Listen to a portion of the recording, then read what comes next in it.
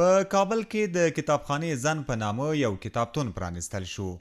په دې کتابتون کې د مطالعې لپاره هر ډول کتابونه شته دي چې د یو خیریه بنسټ په مالي ملاتړ جوړ شوی او هر څوک کولی شي چې له دې کتابتون څخه ګټه واخلي. د دې کتابخانې مسؤلین وایي د هیواد روانو حالاتو ته په کتو سره چې د ښځو پر وړاندې ډیر محدودیتونه هم شته دي، خو بیا هم دوی خپلو ټولنیزو فعالیتونو ته دوام ورکړی او خپل غږ یې پورته کړی دی. د کتابخانې زن مسئوله لیلا بسیم وایي از کسایی که برای کتابخانه هغه کسانو چې له موږ سره د کتابونو مرسته کړې او په دې برخه کې له موږ سره همکاري کړې ده، د کتابخانې زن د مسؤلې په توګه له دوی ټولو څخه د زړه له تله مننه کوم او غوښتنه کوم چې د افغان میرمنو لاسنیوی وکړي او د یوه کتاب په ډالۍ کولو سره د یو چا ذهن او افکار بدل کړي او یو مثبت فکر ورکړي. د کتابخانې زن د پرانیسته په مراسمو کې ګڼ شمېر ښځو ګډون کړی و. دوی وایي د دې کتابتون په پرانیستلو خوشحاله دي او زیاتوي چې کتاب او مطالعه هغه څه دي چې کولی شي انسان خپلو لوړو موخو ته ورسوي او د علم او پوهې خاوندې کړي. مطالعه آغاز آگاهی است، آغاز روشن. مطالعه د پوهې پیل ده، د فکر روښانه کولو پیل ده او همداراز د هغې لارې پیل دی چې موږ خپلو ټولو موخو ته رسوي.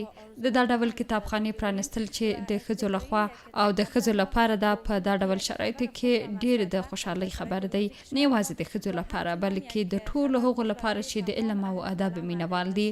مطالعه تنها به جوان نه، مطالعه نه یوازې د ځوانانو بلکې د ټولو لپاره ډیره مهمه ده چې په هر برخه کې پراخه مطالعه ولري. دا مهمه نه ده چې زه اوس حقوق وایم او تنها ټوله مطالعه په دې برخه کې وکړم.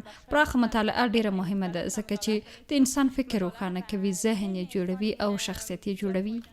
په کابل کې لوستي ځوانان وایي سیاسي تحولاتو او همداراز اقتصادي ستونزو د دوی پر مطالعه کولو دومره خاص اغیز نه دی کړی او اوس هم د خپلې خوښې وړ کتابونه اخلي او مطالعه کوي.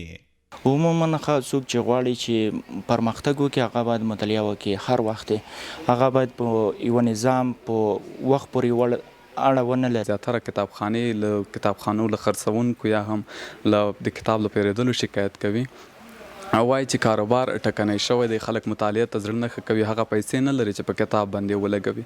خو که بیا هم که څوک کتابونه ولري کتابونه مطالعه کوي او خپلې زده کړې مخ ته وړي، مګر د اقتصادي ستونزو له امله د مطالعې بهیر یو څه ټکنی شوی د پخوا په پرتله. په هیواد کې د سیاسي تحولاتو راوروسته چې اقتصادي وضعیت تر بل هر وخت ډیر خراب شوی دی، د کتاب رانیولو تقاضا هم د تیر په پرتله کمه شوې ده چې په دې سره د کتاب پلورنځیو کار هم ټکنی شوی دی.